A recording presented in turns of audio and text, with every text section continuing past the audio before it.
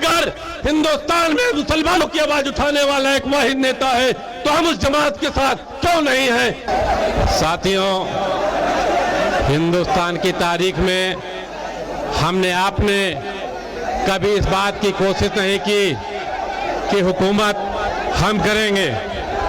बहैसियत मुसलमान हमारी आपकी दीनी जिम्मेदारी बनती है कि जिस खित्ते जमीन पर बसते हैं वहां इंसाफ कायम करें। आजाद हिंदुस्तान में तमाम सियासी जमातें आई जिन्होंने लोगों के साथ इंसाफ कायम नहीं किया। कांग्रेस के दौर इक़्तिदार में तमाम जुल्म हुए मुसलमानों के साथ, लेकिन मुसलमानों ने कांग्रेस के दौर में हर उस जुल्म को बर्दाश्त किया।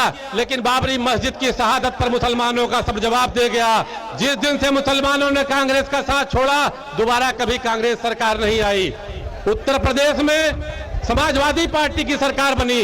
समाजवादी पार्टी के लोगों ने उत्तर प्रदेश के तमाम इंसानों के साथ इंसाफ का काम नहीं किया, भेदभाव का काम किया, एक वर्ग विशेष की तरक्की का काम किया, बाकी लोगों के साथ उनके हक हकूक नहीं दिए। नतीजा यह है कि आज उत्तर प्रदेश में समाजवादी पार्टी इस हैसियत में नहीं है कि विपक्ष का रोल अदा कर सके। साथियों, उत्तर प्रदेश में बसपा की सरकार बनी। बसपा के लोगों ने भी लोगों के साथ इंसाफ नहीं किया। हम आप उस जमात से ताल्लुक रखते हैं जिसकी दीनी जिम्मेदारी है कि लोगों के साथ इंसाफ हो, और इस इंसाफ की लड़ाई में हिंदुस्तान में वाहिद एक सियासी रहनुमा जो आज आपके मंच में तशरीफ रखते हैं, लड़ाई लड़ रहे हैं।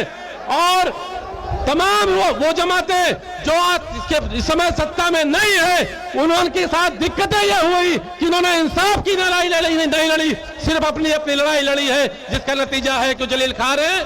साथियों, मैं आपको भरोसा दिलाना चाहता हूं कि चूंकि आज पार्लियामेंट में जनाब बैरिस्टर सदुद्दीन ओवैसी साहब बोल रहे हैं तो सिर्फ और सिर्फ उनकी ईमान की ताकत है, उनकी इंसाफ पसंदी है। 3 पीढ़ी से लोग सत्ता में रहे हैं, कभी किसी के ऊपर एक चवन्नी की बदनवानी का दाग नहीं है। आज यादव के ऊपर हो रहे जुल्म पर अखिलेश यादव की हैसियत नहीं है कि मुंह खोल सके। क्यों? अखिलेश यादव ने अपने दौर इक़्तिदार में तमाम बेईमानियां, उन बेईमानियों के हिसाब से डरने के लिए, जेल की सलाखों से बचने के लिए यादव के इंसाफ की बात नहीं कर पा रहे हैं। दलितों के साथ जुल्म हो रहा है, मायावती उनकी आवाज नहीं उठा रही है। आज दलितों की आवाज उठाने वाला कोई रहनुमा है तो वही जनाब बैरिस्टर सदुद्दीन ओवैसी साहब हैं। बैकवर्डों की आवाज कोई उठाने वाला है तो वही जनाब बैरिस्टर सदुद्दीन ओवैसी हैं। आज हिंदुस्तान में इंसाफ की बात करने वाला है तो वही जनाब बैरिस्टर सदुद्दीन ओवैसी साहब हैं। साथियों, सवाल इस बात का उठता है कि अगर हिंदुस्तान में मुसलमानों की आवाज उठाने वाला एक वाहिद नेता है तो हम उस जमात के साथ क्यों नहीं हैं?